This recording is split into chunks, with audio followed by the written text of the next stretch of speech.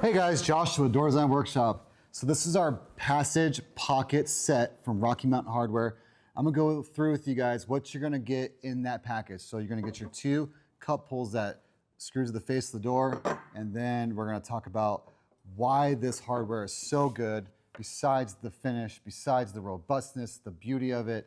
It's the lock that they use. This is not your standard pocket door lock. This is a commercial rated lock, also built in the United States from Accurate. And so here we go. This is the Passage Mortise Lock.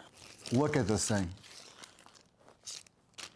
It's a beast. This is used to just close the door when the pocket door is inside the wall cavity and you can't grab the door. So you would just push that button and close it. It doesn't look just like this. There is a strike that comes with the package. And so you'll take this and connect the two like so.